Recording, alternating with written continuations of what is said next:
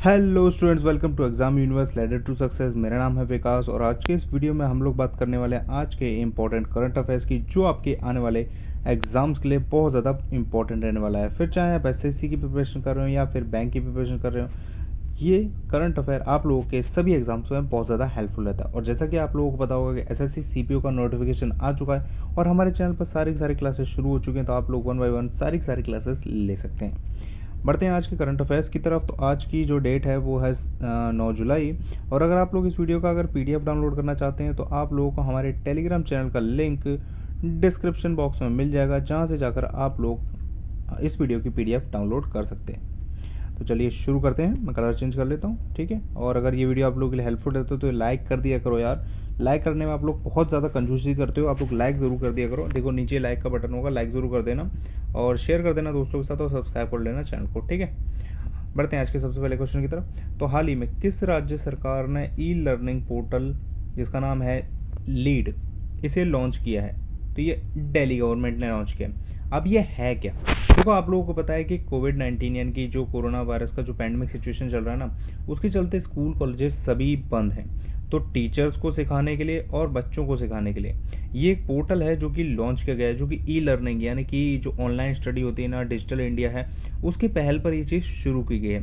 और ये ऑनलाइन ही टीचर्स को भी सिखाएगी कि बच्चों को कैसे सिखाना है, और बच्चों को सिखाएगी टीचर्स के द्वारा। टीचर्स को, जब टीचर्स इस पर क्लास लेकर बच्चों को पढ़ा सकते हैं। इससे पहले यहाँ पर दिल्ली में एक और चल रहा है, दीक्षा पोर्टल करके चल रहा है, और उसका भी सेम काम है, लेकिन अब इन दोनों को मर्ज कर दिया जाएगा। लीड और प्लस दीक्षा मिलकर यहाँ पर काम करेंगे। तो काफ़ी ज़्यादा मतलब इसमें काफ़ी सारे फीचर्स बढ़ा दिए हैं, काफ़ी सारे बेनिफिट्स को देखकर ये सब मतलब जो स्ट्रेटजी है वो अपनाई गई है दिल्ली द्वारा।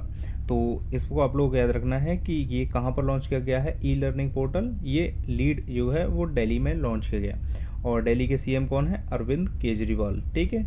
और आप लोगों को बता दूं कि अभी हाल ही में पौधा लगाओ पर्यावरण बचाओ अभियान जो है वो भी दिल्ली में शुरू किया गया था, ठीक है। इतना आप लोग याद रखिएगा। बढ़ते हैं अगले क्वेश्चन की तरफ। तो हाल ही में सीबीएसई ने शिक्षकों और छात्रों को मुफ्त प्रशिक्षण के लिए किसके साथ समझौता किया है? तो ये फेसबुक के साथ समझौता किया है। फेसबुक के साथ सीबीएसई ने समझौता किया है कि जो बच्चों को मतलब फेसबुक के माध्यम से काफ़ी सारी इन्फॉर्मेशन बच्चों को भी दी जाएगी और शिक्षकों को भी प्रोवाइड करवाई जाएगी। मतलब आप लोगों को पता है कि जो पैंडेमिक सिचुएशन है, इसमें लॉकडाउन में जो सोशल मीडिया साइट्स हैं उस पर काफ़ी ज़्यादा लोग एक्टिव हैं, और काफ़ी ज़्यादा मतलब फेसबुक पर तो बहुत सारे इंडिया की तरफ से बहुत सारे यूज़र्स हैं। तो बच्चों को वहाँ पर प्रशिक्षण देने के लिए बहुत सारी और भी चीज़ें, मतलब सिर्फ पढ़ाई नहीं, उसके साथ साथ और भी कई सारी सोशल एक्टिविटीज़, सोशल मीडिया के जो फ़ायदे नुकसान हैं, इन सब चीज़ों को बताने के लिए ये जो है फेसबुक के साथ सीबीएसई ने टाई अप किया है, ठीक है। तो इतनी जानकारी आप लोग याद रखिएगा। अगर हम बात करें तो सीबीएसई की, तो देखो सीबीएसई की फुल फॉर्म क्या होती है? Central board of secondary education होती है। इसका जो फाउंडेशन है वो 1962 का है, और जो हेडक्वार्टर है वो इसका न्यू दिल्ली में है, ठीक है। और जो इस समय चेयरमैन है वो है मनोज आहूजा, ठीक है। ये एम है, मनोज आहूजा इस समय इसके चेयरमैन है। तो इतनी जानकारी आप लोग याद रखिएगा, ठीक है। अगला है कि हाल ही में आत्मनिर्भर भारत ऐप इनोवेशन चैलेंज की शुरुआत किसने की है? तो ये हमारे देश के प्रधानमंत्री नरेंद्र मोदी जी ने की है। अब ये है क्या? देखो, जैसे कि आप लोगों को पता है कि बहुत सारे मतलब हाँ, नरेंद्र मोदी जी ने कहा है कि आत्मनिर्भर भारत बनाएंगे, जहाँ पर जितनी भी चीज़ें होंगी वो भारत में निर्मित होंगी, या फिर ज़्यादा से ज़्यादा कोशिश होगी कि बाहर से कम चीज़ें इंपोर्ट की जाए। तो अगर हम बात करें ऐप के मामले में, तो इस समय भारत में बहुत कम ऐप है। हम लोग बहुत सारे मतलब अदर कंट्रीज़ के जो ऐप हैं उन पर डिपेंडेंट है। जैसे कि चाइना के बहुत सारे ऐप्स पर डिपेंडेंट थे, जिनमें से 59 को इंडियन गवर्नमेंट ने बैन कर दिया, इंक्लूडिंग टिकटॉक, लाइकी। तो ये सारी चीज़ें बैन कर दी गई। अब नरेंद्र मोदी जी ने इनिशिएटिव निकाला है कि आप लोग मतलब जो इंडिया के लोग हैं, इंडिया के जितने भी डेवलपर्स हैं, वो लोग ऐप डेवलप कर सकते हैं इंडिया की प्रोग्रेस के लिए। मतलब अगर इंडियन गवर्नमेंट ने को वो ऐप पसंद आया, मतलब काफ़ी ज़्यादा यूजफुल हो, तो उसके लिए लगभग 20 लाख रुपए तक का भुगतान भी करने को तैयार है। मतलब अगर आपका ऐप इनोवेशन में सेलेक्ट होता है और वो जीतता है चैलेंज को, तो 20 लाख रुपए तक का आप लोगों को उसका अवार्ड मिल सकता है। तो ये जो इनिशिएटिव है हमारे प्रधानमंत्री नरेंद्र मोदी जी द्वारा शुरू किया गया है, जिसका नाम दिया गया है आत्मनिर्भर Bharat app innovation self dependent India app innovation challenge, ठीक है। तो आप लोग भी अगर ऐसा कोई ऐप डेवलप कर सकते हैं तो आप लोग भी इसमें पार्टिसिपेट कर सकते हैं, ठीक है। बढ़ते हैं अगले क्वेश्चन की तरफ। तो भारत सरकार ने बंसीलाल भट्ट के कार्यकाल को कहाँ के चेयरमैन के रूप में विस्तारित किया है, मतलब ये कहाँ के चेयरमैन थे जिसको अब बढ़ा दिया गया है। तो ये NCLAT यहाँ के चेयरमैन थे। अब ये NCLAT क्या है, ये है देखो एक second, national company law appellate tribunal, ठीक है ना। तो ये यहाँ के चेयरमैन थे, जो कि एक तरीके से मैं बात करूँ तो लॉ मेकिंग कंपनी के रूप में काम करती है और जितने भी कानून व्यवस्था होती है उसको देखने का काम करती है।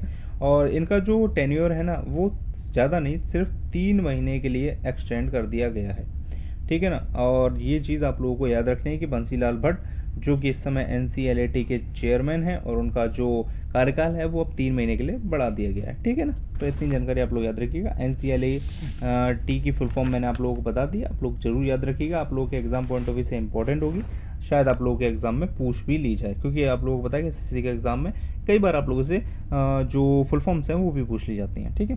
बढ़ते हैं अगले क्वेश्चन की तरफ। तो माइक्रोसॉफ्ट ने युवाओं को डिजिटल कौशल प्रदान करने के लिए किसके साथ साझेदारी की है? तो ये NSDC के साथ साझेदारी की है। ये क्या है? ये है हमारे देश की नेशनल स्किल डेवलपमेंट कॉरपोरेशन, ठीक है ना। यानी कि जो भारत में स्किल डेवलपमेंट के लेवल पर काम करती है, जैसे ई स्किल्स हो गई, जो ऑनलाइन डिजिटल इंडिया के माध्यम से जो चीज़ें मतलब लोगों को सिखाई जाती हैं, उसके तहत बात बोली जा रही है। अब माइक्रोसॉफ्ट ने किया क्या है, उसने बोला है कि कोविड-19 जो इस समय दौर चल रहा है बीमारी का, उसके बीच में ये अगले 12 महीने में देश के जो युवा हैं ना उन लोगों को डिजिटल कौशल प्रदान करने के लिए राष्ट्रीय कौशल विकास निगम यानी कि NSDC के साथ मिलकर ये उनको प्रशिक्षण देगी। और जो भारत में आने वाली जो नौकरियां होंगी ना, जो जॉब्स होंगी, आप लोग बताएं कि जैसे आत्मनिर्भर भारत बन रहा है, डिजिटल इंडिया बन रहा है, तो आने वाली जो जॉब्स होंगी ना वो भी पूरी तरीके से ऑनलाइन होंगी, या फिर मैं बात करूँ सारा का सारा जो वर्क होगा वो डिजिटल होगा। तो माइक्रोसॉफ्ट जो है वो अभी से इसके साथ मिलकर ये भारत के जितने भी युवा हैं, भारत के जितने भी मतलब स्टूडेंट्स वगैरह की बात कर लीजिए, और जितने भी इस समय कॉर्पोरेट में भी काम कर रहे हैं और बाकी जगह पर भी काम कर रहे हैं, उन सभी को प्रशिक्षण देगी, जिससे कि आने वाले समय पर उन सभी लोगों को इन सब के साथ तालमेल बिठाने में ज़्यादा दिक्कत ना आए, ठीक है। तो ये है पूरा का पूरा माइक्रोसॉफ्ट का प्लान। तो ये इसके ऊपर मतलब इसके NSDC के साथ इसने समझौता किया। NSDC क्या है? नेशनल स्किल डेवलपमेंट कॉरपोरेशन, ठीक है, आप लोग याद रखिएगा। और अगर मैं बात करूँ तो ये NSDC की, तो NSDC का जो फाउंडेशन है वो 2008 का है और इसका हेडक्वार्टर है न्यू दिल्ली में, और जो इसके इस समय करंट में CEO हैं वो है मनीष कुमार, ठीक है। इतना जानकारी आप लोग याद रखिएगा। अगला है, किस राज्य सरकार ने दस्तावेजों को स्कैन करने के लिए सेल्फ स्कैन ऐप लॉन्च किया है? तो ये पूरी तरीके से, एक तो मैं बता दूं, एक मोबाइल एप्लीकेशन है जो कि एक सेकंड, वेस्ट बंगाल जो गवर्नमेंट है उन्होंने इसे लॉन्च किया है। ये क्यों लॉन्च किया गया है?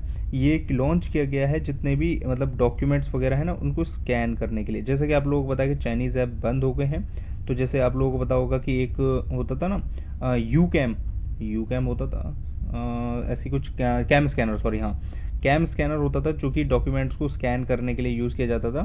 तो उसी के तर्ज पर अब वो तो बैन हो गया क्योंकि वो चाइनीज़ था, क्योंकि आप लोगों को मैंने बताया था कि 59 जो ऐप्स थे ना उसके बीच उसमें ही ये था कैम स्कैनर, तो इसीलिए वो तो बंद हो गया। अब इंडिया का पूरी तरीके से सेल्फ मेड जो इंडियन ऐप है, सेल्फ स्कैन ऐप, ये वेस्ट बंगाल गवर्नमेंट द्वारा लॉन्च किया गया है। दस्तावेज जितने भी हैं, डॉक्यूमेंट्स जितने भी हैं, उनको स्कैन करने के लिए, आप लोग स्कैन करने के लिए इसको यूज़ कर सकते हैं। इसे किसने डेवलप किया है? इसे जो वेस्ट बंगाल की स्टेट की जो इंफॉर्मेशन टेक्नोलॉजी डिपार्टमेंट है ना, उन्होंने इसे डेवलप किया है, ठीक है। अब बात करें अगर वेस्ट बंगाल की, तो वेस्ट बंगाल की जो CM है वो है ममता बनर्जी, और यहाँ के जो गवर्नर हैं वो हैं जगदीप धनकर, और जो कैपिटल है जहाँ की वो है कोलकाता, ठीक है। एक चीज़ और बता देता हूँ मैं आप लोगों को, ये ऐप जो इंडिया में बना है वो बिल्कुल ही सेफ़ है। सेफ़ क्यों है? क्योंकि यहाँ पर जो है ना वो डेटा बिल्कुल भी स्टोर नहीं होता है। मतलब कि जैसे आप लोगों को पता होगा, अगर कैम स्कैनर जो आप यूज़ करते थे, तो कैम स्कैनर में क्या होता था, डेटा आपका सेव हो जाता था और बाद में आप उसे यूज़ मतलब देख सकते थे या मतलब कहीं अपलोड होता था। लेकिन यहाँ पर किसी भी तरीके का कोई बाउंडेशन नहीं है, कोई भी जो डेटा है वो अपलोड नहीं होता है, कहीं भी डेटा को स्टोरेज नहीं है, मतलब स्टोरेज से इन द सेंस कि कहीं भी सर्वर वगैरह पर कोई भी स्टोरेज नहीं है इसका। तो इसीलिए पूरी तरीके से सेफ एंड सिक्योर ऐप है, और ये पूरी तरीके से मेड इन इंडिया ऐप है, ठीक है। तो आप लोग इसे यूज़ कर सकते हो कैम स्कैनर की जगह पर। बढ़ते हैं अगले क्वेश्चन की तरफ। तो UKIBC के ग्रुप के CEO के रूप में किसे नियुक्त किया गया है? तो ये नियुक्त किया गया है जयंत कृष्णा को। ये जयंत कृष्णा जी हैं, इनको नियुक्त किया गया है जो UKIBC है इनके नए CEO के रूप में। अब ये UKIBC क्या है? ये होता है, देखो यूके होता है, आप लोगों को बताओ, यूनाइटेड किंगडम, और ये है इंडिया, आई की जगह इंडिया है ये, और BC यानी कि बिजनेस काउंसिल।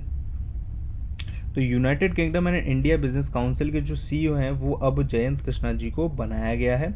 और एक बात और बता दूं मैं आप लोगों को, ये पहले इंडिया के बेस्ड, जो इंडिया में बेस्ड हैं, वो पहले CEO बने हैं इसके, ठीक है ना। और ये वर्क क्या करती है? ये भारत और UK के बीच जितने भी बिजनेस डील्स होते हैं, बिजनेसेस होते हैं, और जो रिश्ते हैं, संबंधों को सुधारने और उनमें समन्वय बैठाने का काम करती हैं, ठीक है। और इन्होंने किसको रिप्लेस किया है? इन्होंने ये जो रिचर्ड हेल्ड हैं इनको रिप्लेस किया है, ठीक है। ये गलत, सॉरी, ऑप्शन टिक हो गया गलती से, ये सही आंसर है। रिचर्ड हेल्ड को इन्होंने रिप्लेस किया है और अब ये यहाँ के CEO बने हैं, ठीक है। और अगर इनके बारे में आप लोगों को मैं थोड़ी और चीज़ें बता दूं, तो ये ना अभी इससे पहले अगर मैं बात करूं तो प्रधानमंत्री, एक सेकंड स्पेस कर देता हूं मैं, जस्ट अ सेकंड, ओके।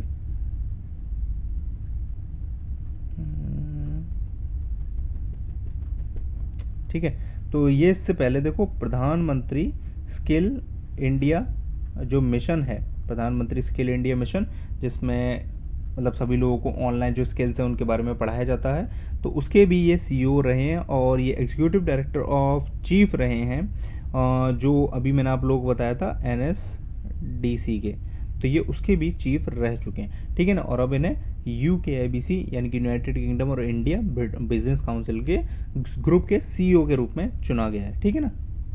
तो इतनी जानकारी आप लोगों के एग्जाम पॉइंट ऑफ व्यू से जरूरी है। अगला है SBM बैंक ने स्मार्ट पेमेंट सुविधा के लिए किसके साथ पार्टनरशिप की है? तो ये मास्टर कार्ड के साथ पार्टनरशिप की है। अब देखो ये है क्या चीज़, देखो SBM क्या होता है? स्टेट बैंक ऑफ मॉरिशियस, ठीक है ना। ये मॉरिशियस की बैंक है जो कि मतलब जिसकी कई सारी ब्रांचेज हैं इंडिया में भी, वो मैं आप लोगों को आगे बताऊंगा। लेकिन सबसे पहले हम बात करते हैं कि पेमेंट सुविधा के लिए पार्टनरशिप की गई, तो ये क्या है? तो देखो आप लोगों को पता है कि इस समय पर कई सारी जगह पर ऑनलाइन पेमेंट ही किया जा रहा है, तो उसमें काफ़ी सारे लोगों को दिक्कतें आती हैं। तो इसीलिए क्या है, राष्ट्रीय लेवल यानी कि नेशनल लेवल या इंटरनेशनल लेवल पर भुगतान करने के लिए, या फिर आप विदेश में कहीं हैं तो वहाँ पर भुगतान करने के लिए और तेज़ी लाने के लिए, उन ट्रांजेक्शन में तेज़ी लाने के लिए SBM बैंक ने जो मास्टर कार्ड है उसके साथ डील साइन की है, ठीक है ना। तो इसके साथ पार्टनरशिप कर लिए ताकि जो बिजनेस में जो ट्रांजेक्शन्स हैं, जैसे अगर मैं बात करूँ तो बिजनेस टू कस्टमर का जो ट्रांसलेशन है, रियल टाइम बिजनेस का जो ट्रांजैक्शन है, वो काफ़ी ज़्यादा तेज़ी से और सिक्योर, साथ ही साथ सिक्योर तरीके से अब होगा, तो इसीलिए ये मास्टर कार्ड के साथ की गई है, ठीक है। और आप लोगों को SBM बैंक के बारे में अगर मैं बात करूं तो SBM बैंक मतलब पहली बैंक बन गई है, सबसे पहली बैंक बन गई है जो RBI द्वारा यूनिवर्सल बैंकिंग लाइसेंस दिया गया है, ठीक है। तो ये भी आप लोग याद रखिएगा कि SBM जो बैंक है, स्टेट बैंक ऑफ मॉरिशस, वो पहली बैंक बन गई है जिससे RBI ने यूनिवर्सल बैंकिंग लाइसेंस दिया है, ठीक है ना। और अगर मैं बात करूं तो SBM बैंक के 6 जगह हमारे देश में, 6 जगह इसकी ब्रांचेस हैं। मुंबई में है, दिल्ली में है, चेन्नई में है, बेंगलोर में है, हैदराबाद में है और एक रामचंद्रपुरम में है, ठीक है। ये तो ये टोटल 6 जगह पर इसकी ब्रांच है, ठीक है ना। और अगर मैं बात करूँ, देखो एक छोटा सा एक नई स्लाइड लेके मैं आप लोगों को बताता हूँ कि इसके जो हेडक्वार्टर है, SBM बैंक के बारे में बता रहा हूँ, ये है पोर्ट लुइस, एक सेकंड, पोर्ट लुइस मॉरिशस में, ठीक है। और इसके जो इस समय पर करंट में CEO हैं वो है P वेंकट रमन राव, ठीक है। और अगर मैं बात करूँ मास्टर कार्ड के बारे में, तो मास्टर कार्ड का जो हेडक्वार्टर है वो है न्यूयॉर्क, एक सेकंड, न्यूयॉर्क USA में। और जो इसके CEO हैं वो हैं अजय पाल सिंह, ठीक है। तो इतनी जानकारी आप लोग दोनों चीज़ों के बारे में मैंने आप लोगों को बता दिया, SBM बैंक के बारे में भी और जो मास्टर कार्ड है उसके बारे में बता दिया। देखो थोड़ी राइटिंग ख़राब है लेकिन आप लोगों को मैं नॉलेज बता रहा हूँ, आप लोग वहाँ से नोट्स बना सकते हो जो मैं चीज़ें बोलता जा रहा हूँ, क्योंकि स्टाइलस मेरा थोड़ा सा वर्क नहीं करता है प्रॉपरली। तो आप लोग चीज़ें लिखते जाइए, नोट करते जाइए, ताकि आप लोगों को एग्जाम पॉइंट ऑफ व्यू से जब भी एग्जाम में आएगा तो आप लोगों को कोई भी दिक्कत ना आए, ठीक है। बढ़ते हैं अगले क्वेश्चन की तरफ। हाल ही में डीआरडीओ द्वारा सरदार वल्लभ भाई पटेल अस्पताल का निर्माण कहाँ किया गया है, तो ये दिल्ली में किया गया है। ठीक है ना। अब ये किस लिए किया गया है, ये कोविड-19 के पेशेंट्स के इलाज के लिए किया गया है। और यहाँ पर फैसिलिटीज़ के बारे में अगर हम बात करें तो 250 से भी ज़्यादा आईसीयू बेड्स हैं और 1000 से भी ज़्यादा जो हैं वो नॉर्मल बेड्स हैं, जहाँ पर कई सारे केसेस को भर्ती किया जा सकता है। ठीक है ना। तो दिल्ली में हर तरह के संभव प्रयास किए जा रहे हैं कि जो भी मतलब मरीज है उसका इलाज किया जा सके, किसी को भी मतलब लौट के ना जाना पड़े या फिर मतलब किसी को भी कोई परेशानी ना उठानी पड़े। ये दिल्ली के सीएम जो है अरविंद केजरीवाल जी, उनका स्टेटमेंट है। ठीक है। अब ये किसने किया है, डीआरडीओ ने किया है। डीआरडीओ की फुल फॉर्म क्या होती है, Defence Research and Development Organisation. ठीक है। आप लोगों के लिए एक सवाल दे रहा हूँ मैं, डीआरडीओ की स्थापना कब हुई थी। ठीक है। एक हिंट भी दे देता हूँ, जो संयुक्त राष्ट्र संघ है उसके आसपास ही, उसके साथ ही हुई थी। ठीक है। अब आप लोग हिंट लगा लीजिए कि कब हुई थी। आप लोग डिस्क्रिप्शन बॉक्स में कमेंट बॉक्स में लिखकर बताइएगा कि डीआरडीओ की स्थापना कब हुई थी। और जो इसके चेयरमैन है इस समय पर वो हैं जे सतीश रेड्डी जी। ठीक है। तो इतनी जानकारी आप लोगों को याद रखनी है। बढ़ते हैं अगले क्वेश्चन की तरफ। तो हाल ही में द डायना अवार्ड 2020 का किसे दिया गया है, तो ये प्रिया ठकराल को दिया गया है। ठीक है। प्रिया ठकराल को ये अवार्ड दिया गया द डायना 2020। ठीक है। तो ये जानकारी आप लोग याद रखिएगा। ठीक है। नॉर्मल सी है। बढ़ते हैं कुछ ब्रेकिंग न्यूज़ के बारे में जो आप लोगों को जानना बहुत ज़रूरी है। आप लोग इसी देश में रहते हैं तो इस देश के बारे में थोड़ा बहुत जानते रहिए कि देश और दुनिया में क्या चल रहा है। सबसे पहली न्यूज़ है कि फिनो पेमेंट बैंक ने लॉन्च किया है भविष्य सेविंग अकाउंट। ये किसके लिए लॉन्च किया है, देखो ये 10 से 18 साल के बच्चों के लिए लॉन्च किया गया है, जहाँ पर एक तरीके से सेविंग अकाउंट खोला जाएगा जिसका नाम होगा भविष्य सेविंग अकाउंट, जो कि अच्छा खासा रिटर्न देगा। जब बच्चा मेच्योर हो जाएगा तो उसकी पढ़ाई के लिए वो काम आ सकता है, या फिर अगर हम बात करें तो लड़कियों के लिए शादी के लिए काम आ सकता है, या फिर फ्यूचर में कुछ भी अगर आप करना चाहते हो तो एक तरीके से सेविंग कर सकते हैं उसमें। तो वो सेविंग अकाउंट है जिस पर अच्छा खासा रिटर्न बैंक ने देने की बात कही है। ठीक है। अगला है कि बीजेपी जो लीडर हैं वसीम शेख, जो कि जम्मू एंड कश्मीर के हैं, उनकी मतलब उनको टेररिस्ट ने मार दिया है। उनके साथ साथ उनके फादर और उनके ब्रदर भी थे, उन लोगों को भी मार दिया है। और जो हमारे देश के प्रधानमंत्री हैं उन्होंने इस बात पर बहुत गहरा शोक जताया है। ठीक है। तो ये चीज़ आप लोग याद रखिएगा, मतलब जानकारी आप लोगों को पता होनी चाहिए। अगला है कि एक कन्नड़ एक्टर हैं सुशील गोडवा, इन्होंने सुसाइड कमिट कर लिया है। कारण अभी तक पता नहीं चला है, पुलिस तहकीकात कर रही है, लेकिन कारण अभी तक नहीं पता चला है कि आखिरकार इन्होंने सुसाइड क्यों किया है। हमारे देश में लगातार सुसाइड्स का सिलसिला बढ़ता जा रहा है। बहुत सारे जो एक्टर्स एक्ट्रेसेस हैं वो सुसाइड कमिट कर रहे हैं, जैसे कि हाल ही में आप लोगों ने खबर सुनी होगी कि सुशांत सिंह राजपूत ने भी सुसाइड कर लिया था। ठीक है। आगे बढ़ते हैं कि जो वेस्ट बंगाल है वहाँ पर अगले 7 दिन के लिए लॉकडाउन अब लगा दिया गया है। मतलब लॉकडाउन इस तरीके का होगा कि 5 बजे के बाद जितने भी कंटेनमेंट जोन है ना वहाँ पर कोई भी एक्टिविटी नज़र नहीं आएगी। 5 बजे के बाद कोई भी पर्सन नहीं नज़र आएगा। और धीरे धीरे करके अगर ये काम करता है तो अच्छा है, वरना धीरे धीरे करके इसे और सख्त किया जाएगा और बाकी के सभी जगह पर कर दिया जाएगा। और भी लॉकडाउन के कुछ प्लान्स हैं जो कि वेस्ट बंगाल गवर्नमेंट बना रही है। ठीक है ना। बढ़ते हैं अगले न्यूज़ की तरफ। तो भारत ने अपना जो ऑपरेशन है समुद्र सेतु वो पूरा कर लिया है। ये कौन सा ऑपरेशन है, ये विदेशों से भारत के जितने भी नागरिक हैं उन सभी लोगों को भारत में वापस लाने के लिए ऑपरेशन शुरू किया गया था, ऑपरेशन समुद्र सेतु। तो जिसको पूरा कर लिया गया, ये 5 मई से स्टार्ट हुआ था। ठीक है। और ये अब ख़त्म हो गया है और सारे लगभग करीब अगर मैं बात करूँ तो 3992 लोग, इतने लोग समुद्र के रास्ते से भारत वापस आए हैं। ठीक है। अगला है कि कोविड-19 से ठीक होने की जो राष्ट्रीय दर है उसमें तेज़ी से सुधार हो रहा है और वो 61.53% हो गई है। पहले मैंने आप लोगों को बताया था कि ये 59% हो गई है और अब ये 61.53% हो गई है, जो कि एक अच्छी और रिलीफ वाली न्यूज़ है भारत के लिए। ठीक है। अगला है कि प्रधानमंत्री श्री नरेंद्र मोदी जो हैं वो इंडिया ग्लोबल वीक 2020 में उद्घाटन भाषण देंगे आज। ठीक है ना। तो ये जो होने वाला है यहाँ पर 30 देशों के लगभग 500 से ज़्यादा जो है प्रतिभागी आएंगे और जहाँ पर हमारे प्रधानमंत्री जी भाषण अपना देने वाले हैं, जिसमें कि आत्मनिर्भर भारत, डिजिटल इंडिया, ये उनके मेन टॉपिक होने वाले हैं। ठीक है। बढ़ते हैं अगले की। तो ये था आज का, बस यही था आज का करंट अफेयर्स का इंपॉर्टेंट सेशन जो आपको के एग्जाम में बहुत ज़्यादा इंपॉर्टेंट रहने वाला है। वीडियो अगर पसंद आई हो, हेल्पफुल लगी हो तो यार वीडियो को लाइक ज़रूर कर दिया करो। नीचे देखो लाइक वाला बटन है ना, उस पर लाइक दबा दो और कमेंट करके बताओ जो मैंने आप लोगों से क्वेश्चन पूछा है, या फिर आप लोगों के रिव्यूज़ अगर आप लोगों के कोई हैं तो आप लोग वो भी कमेंट कर सकते हैं। और अगर आप लोगों ने अभी तक चैनल सब्सक्राइब नहीं किया तो यार सब्सक्राइब कर दो। Thank you so much for watching. मिलते हैं नेक्स्ट वीडियो में। टिल देन, जय हिंद दोस्तों।